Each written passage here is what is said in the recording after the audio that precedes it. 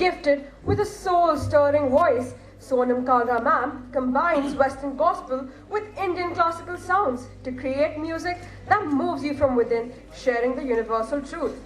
She has used her voice to speak out for equality and issues ranging from child abuse, women's rights, and animal rights to help raise money for cancer charities and education for children. She's also been invited to share her message for inclusion at many TED Talks and WIN conferences across the world. Please put your hands together for Sonam Kalra, a musician, singer, and songwriter. Her music blends the many voices of faith. Well, actually I'm so used to saying good evening before a performance, so good morning.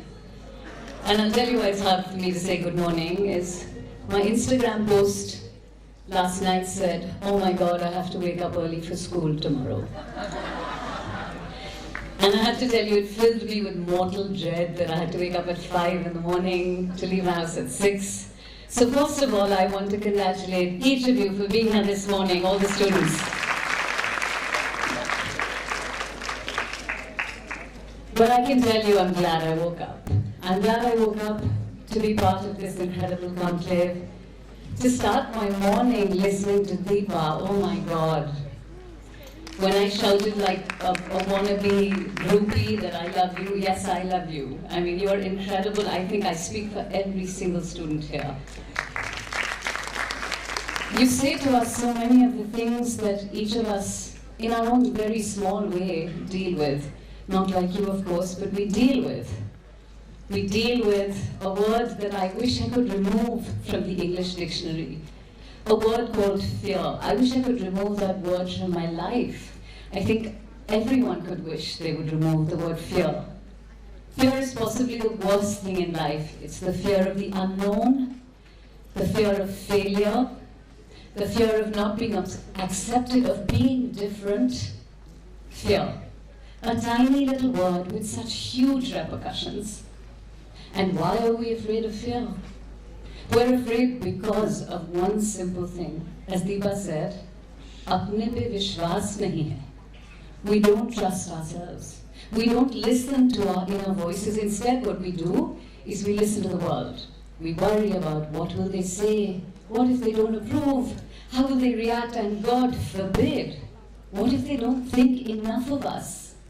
And we, therefore, we create feelings of self-doubt and we paralyze ourselves mentally. We forget. We forget something that Deepa reminded us of today. But we forget that we have this one life. And this moment in that life comes only once. So it's far too special, too precious to waste it being afraid. I think the first step to believing who you are, to achieving your dream is just. It's as simple as standing in front of a mirror in your bathroom when someone is knocking on the door telling you you're taking too long, but you stand there for that 1 minute and you say it out loud. Believe that you are the dream. 9 years ago, I said it out loud. I stood in front of a mirror and I believed. I said, I am a musician. And I can tell you everything changed. My life changed, and today I can finally say that I am home. I did start learning music as a child, but I didn't start my career as a musician. I started as an art director in a graphic design agency after I'd completed my degree from art school. It was a job that I really loved and I was doing well at. I'd won a few awards at, and I was one of the younger people who was rising fast in the agency. So when I did quit my job at the turn of the millennium, on the 31st of December 1999, before we were stepping into the 2000s, I think everyone was shocked. My family was shocked. My boss thought perhaps I'd had an argument with someone. But I think someone who was most surprised was myself. And then I realized why I did it. I did it because I'd been studying music for many years, alongside my job, but the long hours of advertising, of never being home, of never getting any time, didn't allow me to do it justice. So I thought, this is it. I'm going to do it now. I have this dream and I have one life to make this dream happen. So I will jump off the deep end and tab ki tab dekhi jayegi. As soon as I quit to study music, everyone told me how amazing and brave I was, and I thought, yeah, well done, Sonam. But as soon as I did that, I lost my voice. I got laryngitis, I got pharyngitis, I got nodules on my vocal cords, I got every possible throat infection that was possible. And I couldn't sing, but I didn't give up. I did think, oh my God, I've left this job I was doing really well at, and now what am I going to do? I mean, who am I? But I didn't give up. I started accepting every opportunity that came my way. I got an opportunity to be a television anchor for the BBC, where I got to test drive cars for a living. I had literally, I was a good driver, but I'd never test driven cars, and I knew nothing about cars, but I was good at elocution. And so therefore, when they gave me lines to say, the McPherson struts in this car are incredible, I said it with conviction, and everybody thought, what a dude. I mean, she can say all this stuff, she knows what she's talking about. I had no idea what I'm saying. When they pitted me against a rally driver called Nikhil Taneja, and they said, your first episode is going to be a race-off, I was dying, but because I grew up in a house where my father told me, I'm one of 3 girls, I'm the youngest, my father always said, you're not equal to boys, you are way better. So because I grew up like that, sorry boys, it's just the truth of life. So because I grew up in a house like that, Nikhil Taneja was a boy, and I got sick of everyone saying, oh, women drivers. I was like, I'll show you. And I beat Nikhil Taneja. Because, yeah. And I had, in my second episode, so we would do alternate episodes. There was a male anchor and there was me. We would do alternate episodes. Never once in the 8 episodes that I did I do any damage to any of their cars. The male anchor was an MTV VJ. He banged into a stationary cow on the first episode. So I got a chance to say men drivers, you can't trust them at all. So anyway, I did television. I also anchored a travel show. I traveled around India, which is something we don't do enough, for the BBC. I also did something for Star World, which was fun, except when they gave me some really bad lines, and that's when I stopped and I thought, gosh, I have to be using my brain. I can't be doing something that I don't believe in. So anyway, all of this helped me get my voice back, and I was able to resume studying music, and I thought, that's great. My life is going great. 3 years after I quit to study music and all was going well, my mother was detected with stage 4 lung cancer. And my mother was my best friend. She was the love of my life. And I find it hard to talk about even now. She was amazing. She was able to see light even in the darkest moments. And she was my strength, and I didn't know what I was going to do if anything happened to her. So we all got together and we decided she was going to get radiation, chemotherapy, alternative medicine. I think we tried everything, and she did get better. The doctors gave her 4 months to live. She lived for 8 years on belief, on positivity, on just being able to see and speak to her cancer and say, I need to be here for my family and I'm not ready. Anyway, it was amazing that she got better. And so I decided, okay, a year after very intensive treatment, I said, let me now get back to music. But I found I'd lost my voice. But I hadn't lost it because of an ailment. I just was heartbroken. And I found it really hard to sing. And I couldn't, there was so much sadness in my heart that I couldn't lift myself out of it. And it was at that time that this opportunity to do theatre came my way. And I thought, you know what, let me try and channel my emotions into theatre. And it was wonderful. I was terrible at it in my first play. I feel bad for my director. But I worked at it. I worked at it because I knew that something about it was going to get me my voice back. And my experience with theatre taught me, till date, one of the most valuable lessons in my life.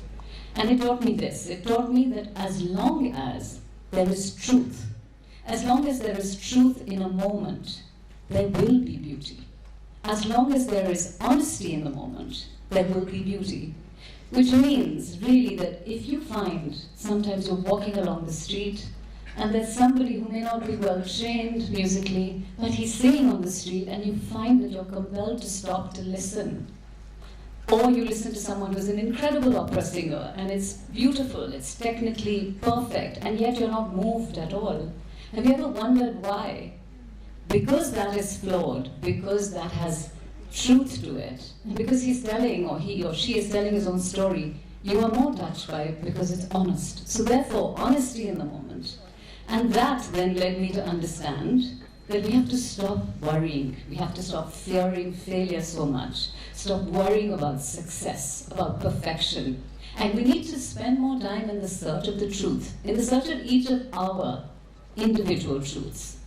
Now, as I said, I was fortunate enough to learn classical music when I was very young. From teachers, anyone would have literally given their right arm to learn from. But for me to start creating music, I think it took me a long time because I wanted to have something to say through the music, something that I needed to say, my story to tell, my truth.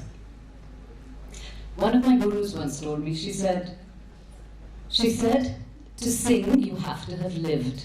And I didn't understand what on earth she meant at the time. But I do now. And I do think I've lived a little. I've lived through these terrible riots that happened in 1984. I think you were all probably not even born then. But they were anti-Sikh riots. They happened when Indira Gandhi, who was our Prime Minister at the time, was shot by one of her Sikh bodyguards. And the entire nation turned against every single Sikh person. Why? Because of a label, because they belonged to a religion, not because they'd done anything, of course not. They killed thousands of Sikh men, women, and children for no fault of theirs, except that they belonged to the religion. So I've lived through that terror of knowing that a mob was approaching our house. I've lived through the terror of our house being the next house that was about to have these busload of people come and kill my parents. I've lived through the fact that every morning my parents would send me and my sisters to different Hindu houses to say, you be safe, and if anything happens to us, we'll join you. And I remember waiting, because I was on the top of the terrace looking at this mob that arrived, and there were these two Sikh gentlemen, and literally 80 men got out of this bus, and unfortunately what had happened at this time, it had become about looting. So they came, and there were these two men, two strong young Sikh men, and one man pulled out his kirpan. You know, when they get married, you wear a sword, which is symbolic. He pulled out this sword and he held it out in front of 80 or 70 people, and he said, Vaheguru Ji Ka Khalsa, Vaheguru Ji Di Fateh. And they all stopped, which means they were cowards. This man was not. And then one of them said, Are ye to akela hai, aage badho. His son then pulled out a small pistol and you could see him trembling. He was holding it up. Fortunately, the police came and they managed to get rid of this mob. But my house was next, and I didn't know this was happening at the time, but my driver, who my father had said, look, you can leave, you don't have to work with us anymore because it's unsafe. And of course, he was an amazing man. He said, aapko chhod ke nahi jayenge. We lived in a corner house. The corner house said Surjit Singh on one side and the other board said Kalra. My father had got many calls. This is pre-mobile phones. We couldn't keep track of what was happening. You could only see smoke everywhere. He would get calls saying, Surjit, please break your board. It says Surjit Singh. It's the most obvious Sikh name. And my father said, no, I'm not ashamed of who I am. I will not break my board. Other friends would call and say, cut your hair, Surjit. And he would say, why? What have I done? Why should I cut my hair? It is my identity. So he refused to do that. So anyway, the driver went to him and he said, Sahab, wo aapka ghar agla ghar hai, ab aap chaliye, piche ki gali se Sonam ji ke paas chaliye. My mother picked up her bag and she went to my father and she said, let's go. And he looked at her and he said, I'm not going to be driven out of my house. I'm okay to die, but I will not be shamed for who I am. And I was so angry with them when I heard this, because I said, you've got 3 daughters. I mean, you would have left us alone, but now, when I think back, I could not be prouder, more proud of who he was. So as you can imagine, I mean, I think I was possibly 8 when this happened, and I couldn't understand the terror, the violence, the hatred, the jokes that friends made in school about being sick, the not understanding why my community was made to feel different just because of a label, sick. I've also lived through there was a terrifying tsunami in 2004 in Sri Lanka where my husband and I had gone for a holiday. We got caught in the tsunami and we were underwater holding onto a pillar for our lives for whatever seemed like an eternity. I've lived through not understanding why we got saved and so many people around us died. I've lived through the miracle of my father surviving a very serious illness in which every organ had failed, but it was faith and belief that got him through. As I told you, I lived through watching my mother battle cancer so bravely that Even in her darkest moments, she could see light. And I lived through the hardest of them all. I've lived through losing both of them within a span of 2 years. And I've lived through accepting that, forgiving God, and letting go. And I've lived through questioning God also, and faith, and belief, and religion. And how religion is supposed to unite us, yet it divides us. And through it all, through all of these questions that I've asked, I have found my answer, I have found my truth, and I found it in a different kind of faith, perhaps. In people. In God, yes, but it also in finding God within people. In love, in compassion, and I do finally have something to say. And my music finally has that voice that I was looking for, and it is called the Sufi Gospel Project. The Sufi Gospel Project, confusing as it may sound, is quite just a simple attempt, my attempt, to blend the many voices of faith together through music, poetry, and prayer to try and create one universal voice of faith. To say that yes, each of us has our own truths. And you can find that truth in a mandir, a temple, a shrine, a church, a mosque, that's great. But the most important thing to remember is that each truth, no matter where you find it, is just as valid. You know the word tolerance that gets bandied about a lot these days. Everyone says, we're a tolerant country, we're a tolerant people, a tolerant word, blah, blah. I hate the word tolerance. Because to me, and I'm sure your wonderful English teacher will tell you, tolerance means to put up with, to hold at a distance. And to me, that's not acceptable. The word that we need to be talking about is acceptance, because acceptance means to embrace, to hold close, and to dance with. And that is what Deepa was saying. Inclusion, embracing, making the person feel that they are with you equal. So with the music that we create in the Sufi Gospel Project, ladies and gentlemen, this is my dear friend and absolute musical genius, Ehsan Ali.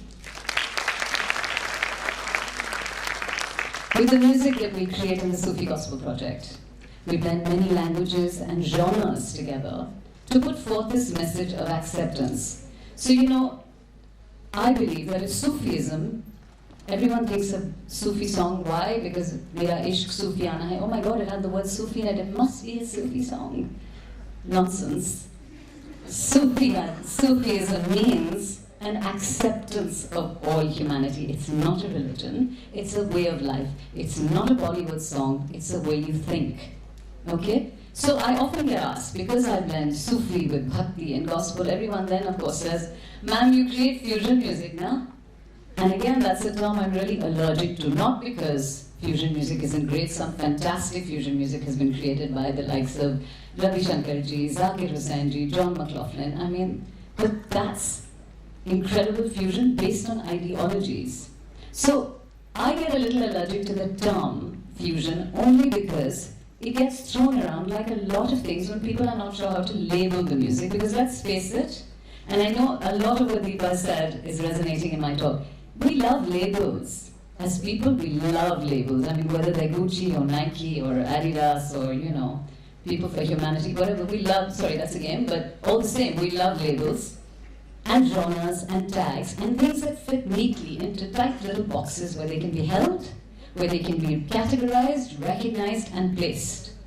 And very, very sadly, our perception of religion, organized religion, works in much the same way. You are a Hindu. I am a Sikh. He is a Muslim. Someone there is Jain. Someone is Christian. Someone is Buddhist. So on and so forth. Terrible, terrible, terrible little things, these labels.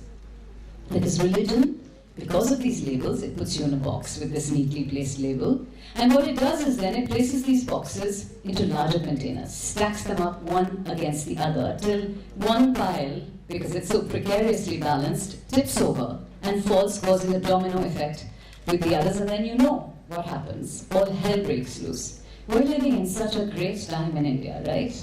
So much good is happening. But we are forgetting, and I will say this because I am supremely patriotic and I believe in the Constitution, but it is not okay for us to forget that we are secular. And too much of that is happening. And you know, I sang I know you all must have heard of this young boy, Junaid, when he got lynched, a Muslim boy got lynched in a train many years ago. And there was this meet that happened called Nafrat Ke Khilaf. It happened at Jamia. And I got asked typically by a reporter, saying, Sonam ji, aapko kya lagta hai? Is government ki wajah se ho raha hai? And of course the reporter wanted a bite, or something exciting and scandalous to say that Singer believes government is bad or whateve. So I said, nahi, mujhe nahi lagta ye government ki wajah se ho raha hai. Because I've lived through the 1984 riots when the Congress was in power. I said, I think this is happening because we as a people are so weak. And I said, my grouse is with the people. Why can't we be stronger and not be so easily swayed? Talking about using social media, Twitter. Have you seen the hate that is out there on Twitter? Why can't we use social media judiciously? I was at a TED talk where this young girl was speaking, and she's incredible. If I can remember her name, I will share it with you because you should all listen to her. She spoke of how in her school there was cyberbullying, and this young girl was so bullied. She was called fat, and she was called all kinds of names, and why don't you just go kill yourself, you're not worth, you shouldn't be around. And that poor girl committed suicide. So this girl decided that she was going to change things. So she worked on an app that became a firewall, and every time because she discovered that youngsters, and I don't think it's just the case with youngsters, I think it's people, that if we are asked when we're about to post a nasty comment, if we're asked, are you sure you really want to say that? Then chances are we won't say it. Because then it's like our conscience, or a conscience has spoken up. So in this case, she created an app that you could upload on your phones and computers, which asked you, every time it detected you were saying something nasty, are you sure you want to say that? And 90% of the time people said, you know what, no, I don't want to say that. So as a result, the incidence of cyberbullying went down, and she was able to make a change. And that, to me, is a good use of social media. It's a good use of using your voice. I'm going to ask you for a second to just turn to your right, everyone, and take a look at the person next to you. I can't see you guys doing it. Come on. They're nice-looking people. And those of you who don't know your right from your left, that's your right. Okay, so you can't tell what religion the person on your right belongs to, right? Can anyone tell what religion the person on your right belongs to? Unless you, of course, already know, very clever. The point of the matter is you shouldn't be able to tell because it doesn't matter. Because the truth is, once you peel off these labels that you and I love, we are not that different. So 8 years ago, when I, belonging to the Sikh religion, was asked to sing Christian gospel music at the dargah of the seemingly Islamic Sufi saint Inayat Khan in Delhi, it confounded the hell out of the label walas. They could not understand what this girl was doing because I'd already confused them earlier. I'd studied Indian classical music and I was singing gospel. And everyone would say, but you belong to the Sikh religion, why do you sing Christian music? And the answer would always be the same. It would be, look, I should be allowed to call out to God, him or her, however I see God, in whichever language, whichever way feels right. So you can imagine this thought of Sikh girls singing Christian music in Islamic space. They just had no idea what was going on. But for me, it was this very thought of the universe bringing a Sikh girl to sing gospel music at an Islamic space. It felt like someone was telling me something, and I felt I needed to do something. I needed to listen and do something that was befitting of this opportunity. So I thought, why not, through music, create a safe place or a universal space where the lines between religion could be blurred. A space where I could put forth this message of equality, where we could spread the message of an inclusive world. And if possible, change mindsets one note at a time. Where the philosophy of Sufi Singer, Amir Khusro, could flow into the words of Kabir Das. Where the hymn Abide With Me could flow into the words of Punjabi poet Baba Bulle Shah. Where the call to Allah, the words of the Gita, and the Sikh morning prayer could flow seamlessly into the gospel hymn, Amazing Grace. A place where many different calls to God, many different hallelujahs could exist in harmony. And therefore, it was very exciting for me because every time I started looking for this truth of acceptance, now that I'd figured out acceptance was what I was looking for, not tolerance, I started finding it everywhere. I found it in conversations I had with a friend. I found it in John Lennon's Imagine. I always tell everyone, John Lennon's Imagine is the best Sufi song ever written. And you want to know why? Because he talks of a world without borders, without boundaries. I found it in a couplet that I found of my mother's. Months after she passed away, I found this beautiful poem that she'd written where she'd said that if my Guru is standing beside me, and Gobind too is by my side, if Allah too is present here, then whose child am I? I found it in that. I found it in Leonard Cohen's Hallelujah. And so yes, then I decided that I would be okay with it being a fusion, but a fusion of ideologies, of things and thoughts from seemingly disparate cultures, times, regions, genres, and traditions. And I say seemingly because the more I looked at our differences, the more through them I found our similarities.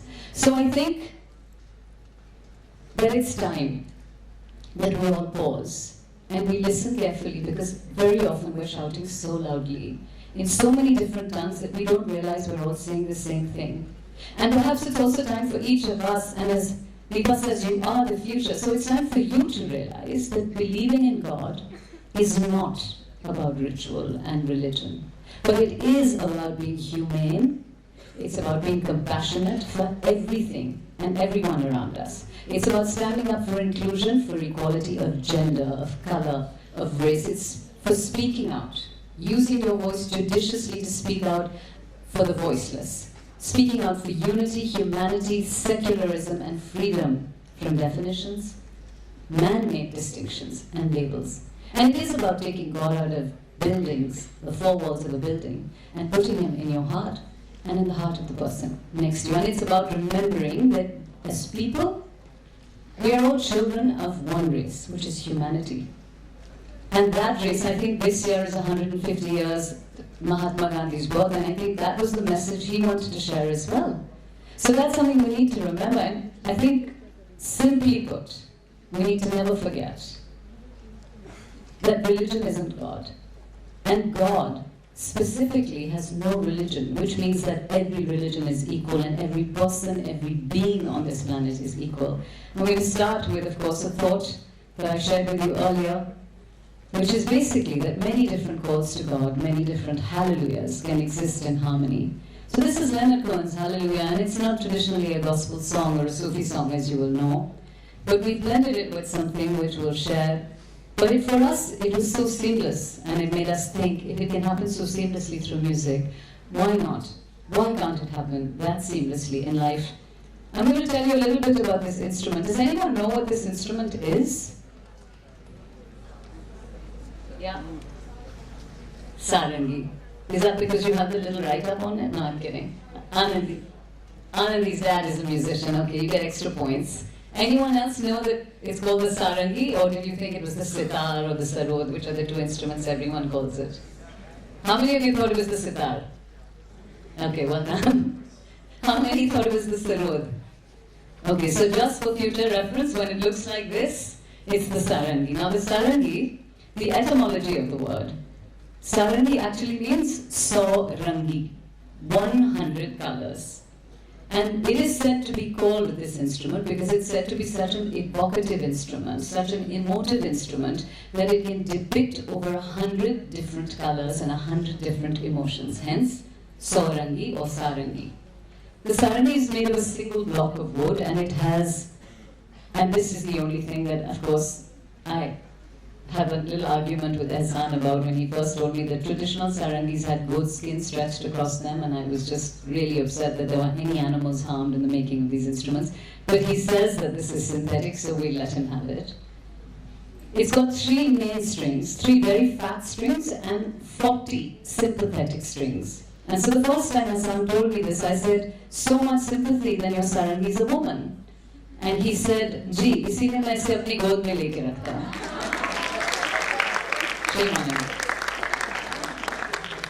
But since she is sitting in his god, this one is also 200 years old, so she's probably his grandmother.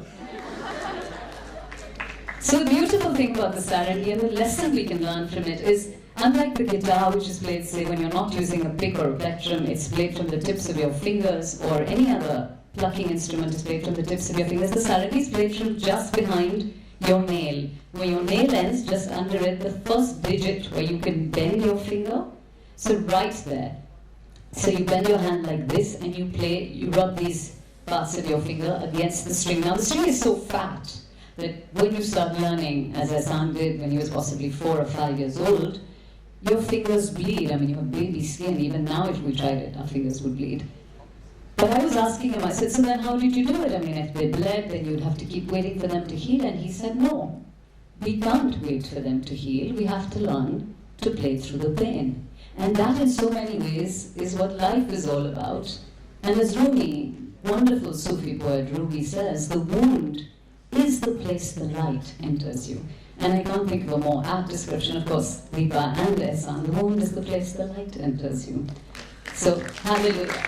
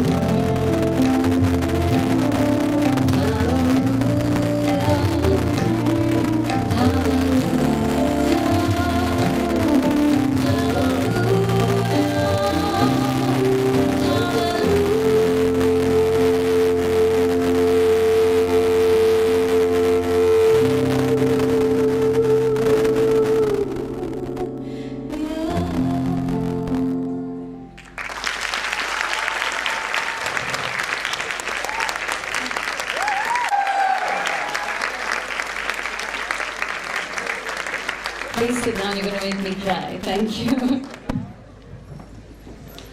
So the next piece that we'll do has a lovely story to it.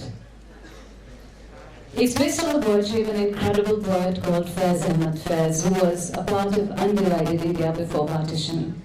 Now, partition is another subject that's very close to my heart, and it's not because I heard any stories from my grandparents or my parents who came from that side.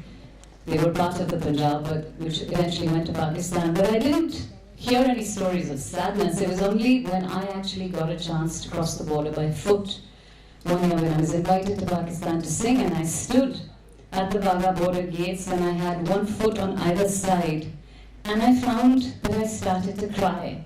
And I couldn't understand why I had these tears streaming down my face. And it's something that stayed with me for a long time, and I kept saying, why, Sonam, why does it matter to you so much? And then a few years later I saw another beautiful news item in I think the Hindustan Times, where it had, in fact no, it was before I crossed the border. I had seen this news item when they had opened the gates for a cricket match, a test match that happened in Mohali many, many years, and it was quite historic because the gates had been opened after a long time. And there was a gentleman who'd come across from the Pakistani side, and he was carrying his daughter on his shoulders, and she had a beautiful placard. And the placard said in Punjabi, and I'll recite and translate. The placard said, "Akhiyan di lali dasdi hai, roe asivi, roe tusivi." And I remember even then being so moved. It means the redness in your eyes shows that you have cried, and so have we. And when I crossed the border and I found tears streaming down my face, I came back and I knew that I would do something with it.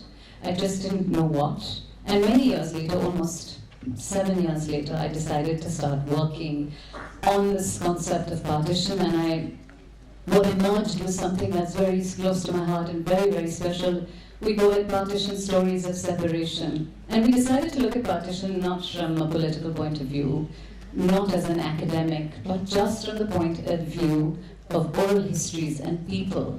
And the more stories I heard, and histories that were getting lost because they weren't in history books, stories, the more stories I heard, the more it made me think of those beautiful words that we both cried equally. It's not like you lost more or we lost more. And I kept thinking of a family that had been partitioned and torn apart. And I met this wonderful young writer called Deepak Ramola, who wrote something for me. I asked him to write it for the show.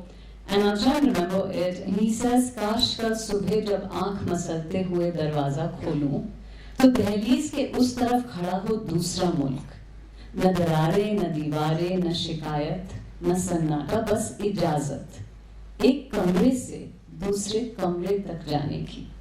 He says, हो अगर ऐसा तो दीवारों पे तोरण बंधेगी, हल्दी के हाथ की छाप लगेगी, रसोई में हलवा बनेगा. And he says, बहुत खाली बहुत चखली गुजिया इस बरस, अब से वैयां भी तो खानी है. He says, नरोक, very beautiful. He says, उसी दहलीज के सामने दो दिए इस तरफ, दो दिए उस तरफ, न रोक न टोक न सजा न बोझ, बस इजाजत एक कमरे से दूसरे कमरे तक जाने की. And I thought, it was such a beautiful hope for the future. And every poem that I found poetry of poets at the time, where one poet says something very important. He says, "Guftagoo band na ho, baat se baat bane." And another poet who wrote, he says, "Isi sarhad pe kal डूबा था सूरज," isi sarhad meaning this border, "पे कल डूबा था सूरज हो गए दो टुकड़े." He describes the partitioning of India and Pakistan.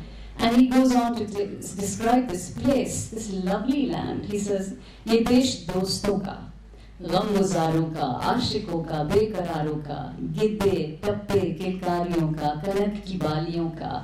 And he describes it as a land of brotherhood, camaraderie, playfulness. And he says, "इसी सरहद पे कल डूबा था सूरज हो के दो टुकड़े."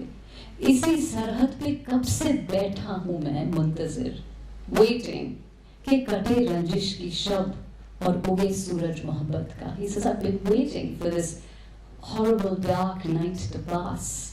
so that I can finally see the dawn of friendship, of the friendship that we had. And the stories, then we collected oral histories from people. And the stories were lovely. There were stories of people helping people find family that they hadn't seen in 50 years. There were stories of people going back to Lahore, finding that their old homes were being looked after by a Pakistani family. And one family saying, you know, your father asked me to look after this house when he had to run.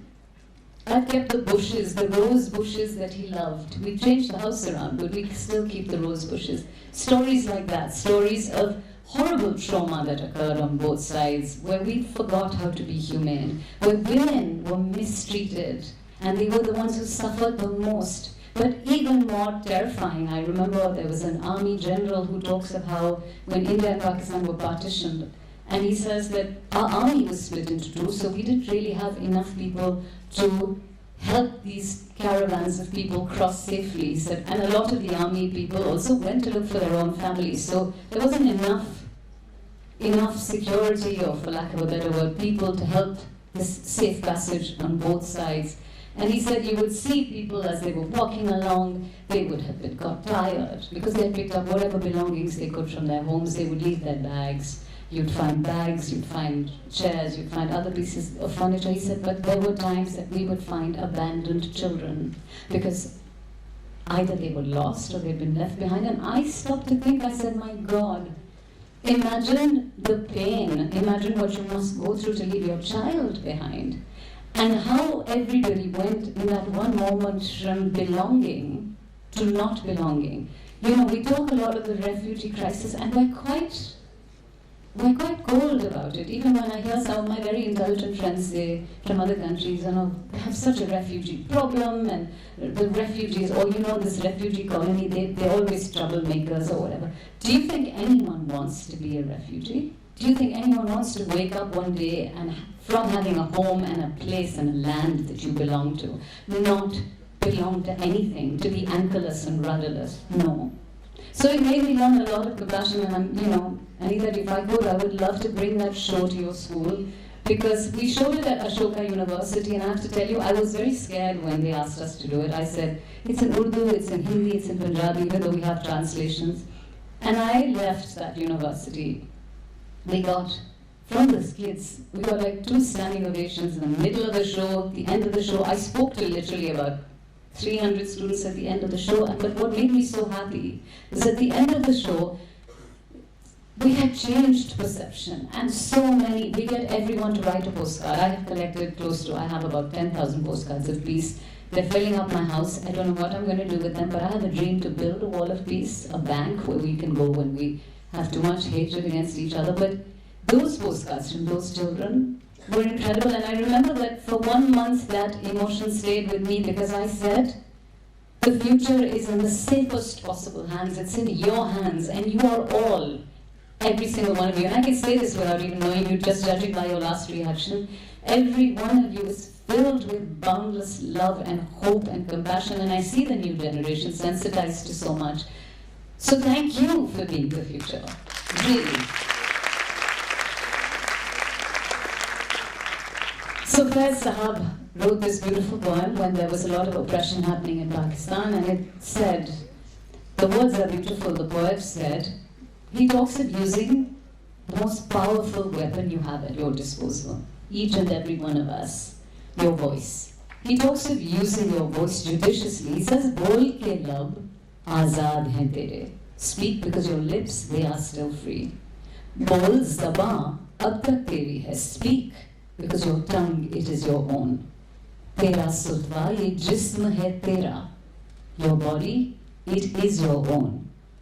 Bol ke jaan ab tak teri hai. Speak out because your life, it is your own. And he says that no change can come about unless we speak out and ask for what we want. And we're fortunate enough, as I said, to have the tools of social media at our disposal. So we must use that judiciously, wisely, and we can use our voice to make a change. And of course, even more importantly, and we added a refrain to his poem, where we said the power of our collective voices, whether it was for Article 377, whether it was for, perhaps again, before you all were born, but Jessica, we have been able to come together as a nation, as a global community, even in the world when we wanted to make changes, it's when we come together with these powerful voices that we can make a change.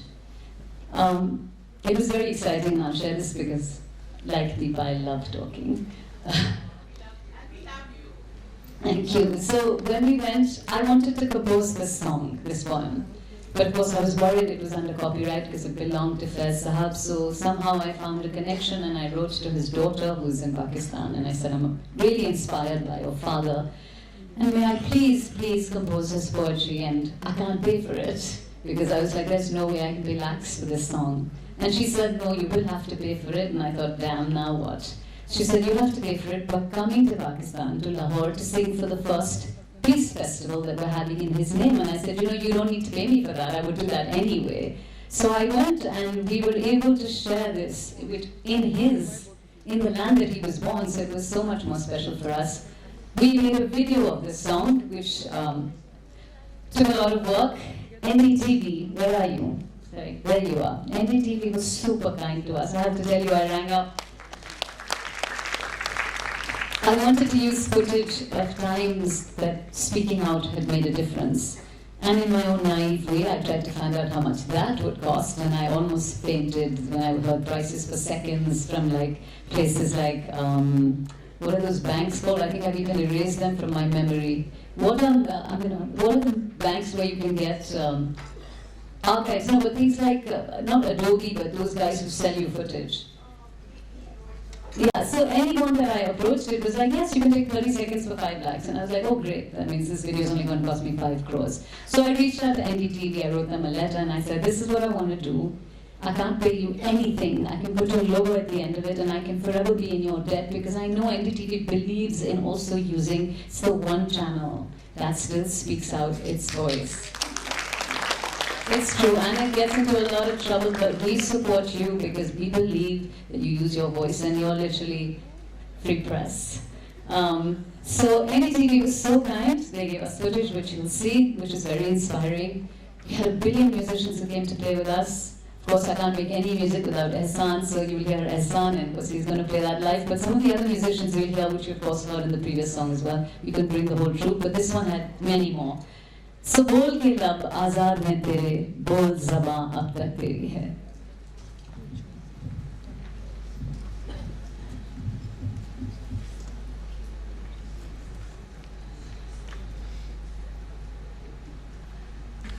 I think there's a glitch, so we have to wait.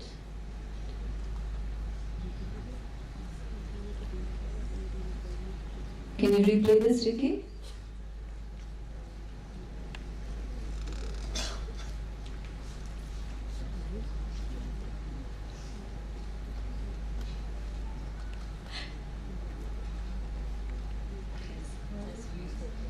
It says freeze in the corner, by the way, just to let you know that's how cold I was a little while ago. Okay, we're going to wait for them to sort this out for a few seconds.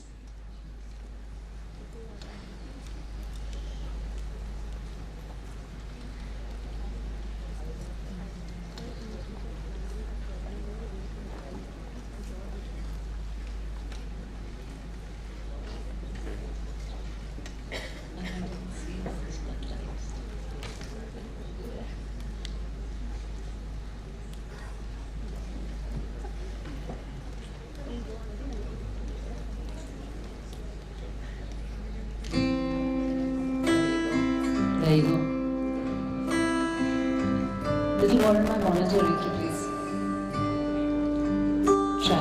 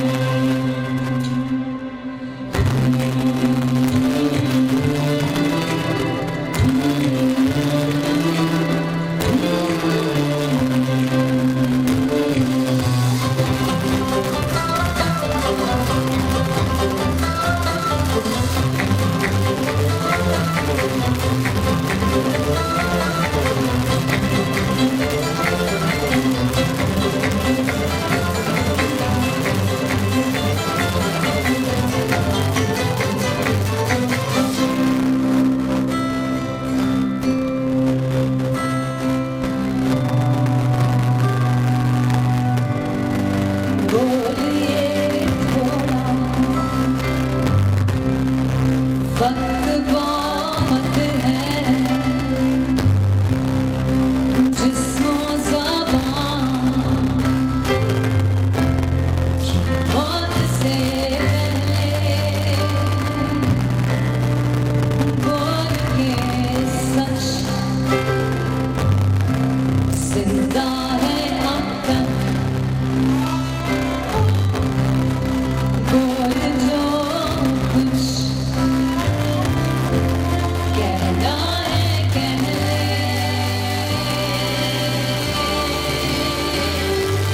बोल ये थोड़ा वक्त बहुत है जिस्मो ज़बान की मौत से पहले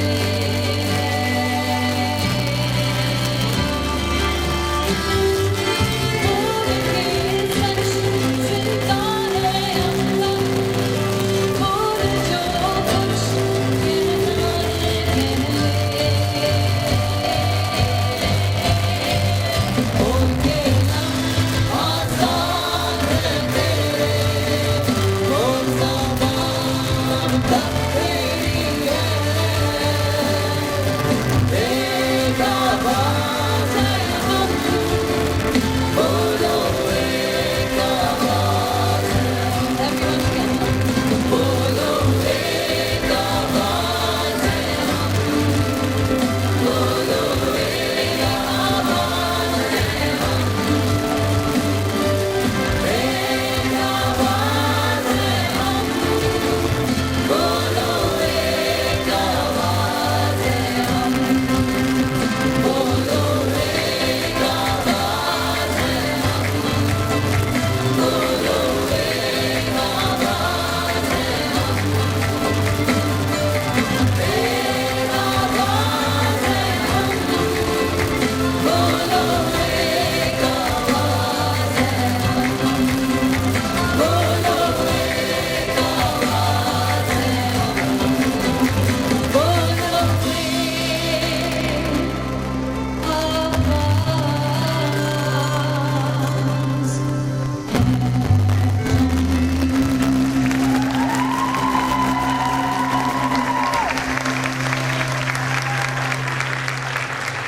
Thank you so much. You guys are too cute. Thank you.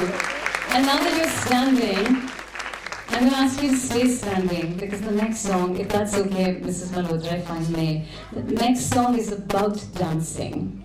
So feel free to stand and dance.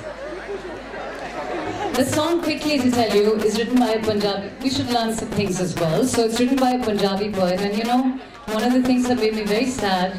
Okay, I'm going to ask you to sit down if you're going to talk. I can be like a teacher as well.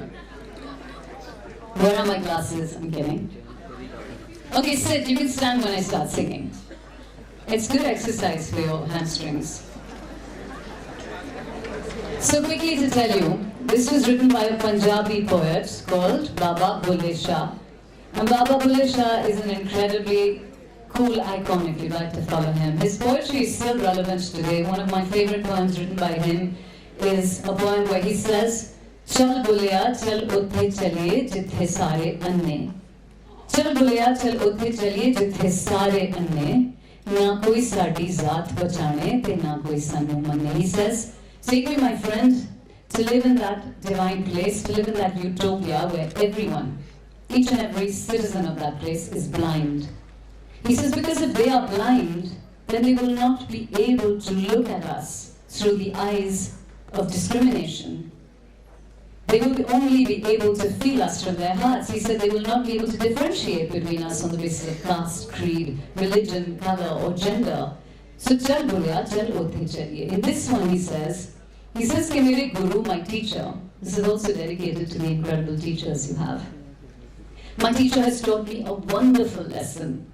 My teacher has taught me, मेरे गुरु ने मुझे ये नुक्ता पढ़ाया है कि मेरा काबा, मेरा किबला, मेरा मस्जिद, मेरा मंदिर किसी चार दीवारी में नहीं है. But my temple, my shrine, my church and my mosque is not within the four walls of a building, but within the walls of my heart and within the walls of the heart of the person who's sitting right next to me, whose shoulder is touching mine. And he says, now that I have this knowledge, I'm free. I'm free from the shackles of ritual and religion, because I know that God is in me, and God is in every action I do. I no longer have to bow my head down 20 times or wear saffron-colored clothing or wear a tilak on my head, when all I need to do to find God is to be kind and compassionate to the next person, believing that God is in that person. And when we created this song, it is a traditional kalam in Punjabi. It's got a little bit of Farsi in it, Persian. We worked with a Rajasthani musician because we wanted him to play in it. And then I thought, I haven't bullied Ehsan enough. And I thought, what can I possibly make him do with a really classical sounding instrument that makes it sound like an Irish fiddle? And so I told Ehsan, I said, this is how it has to sound. And of course, because he's such a versatile player, he took on the challenge and he said, yeah, no problem. And he plays it like a dream. And we got everyone to play traditional instruments in modern ways, which is really just to tell you that we decided to break out of even the boundaries that were restricting us. And so now we're going to do a little bit of a competition. We're going to divide. Since you have more people in the middle row, it would be unfair to divide it into 3 teams. So I'm going to try and go down the center. You're all the left. How do we do this? Can the right hand people, where should we divide you? Okay, let's do front and back, easier. Up to where that whole chunk is? Up to the steps, you guys are team 1 and the rest of you are team 2. Okay? Can team 1 raise their hands? No, you're team 2. Team 1. Guys in the up to come down a bit. Yeah, team 1. Okay, you're all team 1. You guys are team 1 as well in the corners. Yeah? So put your hands up again, team 1. We don't want team 2 to not have an advantage as well. And team 2 now. Team 1 down. This is all team 2. You guys are team 2 as well. You can put your hands up. And all the central section. So it's really simple. We do this, we play this game really often at all of our concerts, no matter how serious they are. We ask everyone to repeat the lyrics of the song, which I say really slowly so that you can understand them. So I'm going to repeat them really slowly.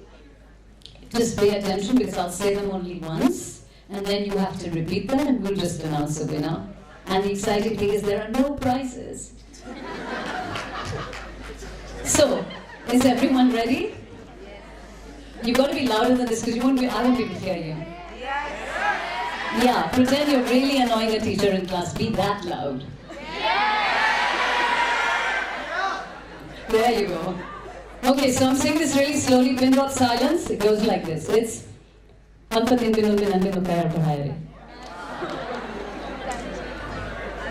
Alright, team 1.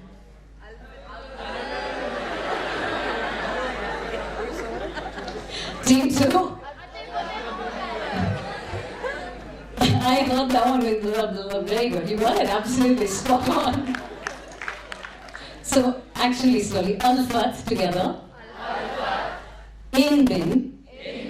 Almost like being conscientious and throwing the dust up into the dustbin. So in bin. Un bin. Un bin. So Al-Fat.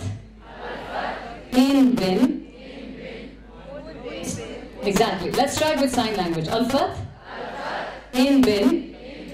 Un bin. Un bin. Nukta yar padhaya re. So you're going to sing this with me, okay? Everyone's going to sing. Every time the chorus comes on, we're going to try and sing it together. And if you feel like standing during the song, you can, if you promise only to sing but not speak. Okay? And we're going to start. Now, should we do the Parhant Ehsan? Let's do the Parhant. Vicky, are you ready? We're going to do the Parhant first.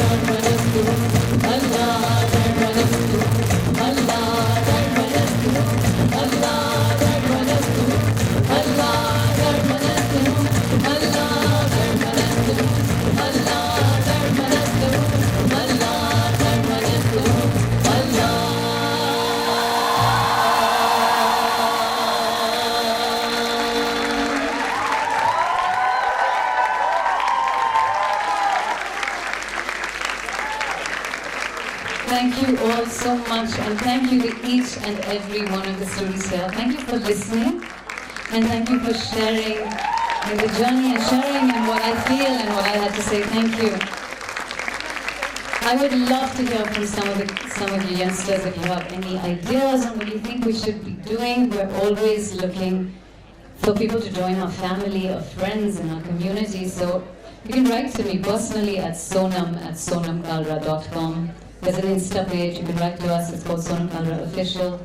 Thank you all for listening once again, and lots of love to all of you. Mrs. Malhotra, can I thank you enough? And Ritu, thank you for reaching out to me. Ritu is an old friend who's been following music, and I wouldn't be here because of her. Thank you to my esteemed panelists, and of course all the people you've all been hearing and will be hearing.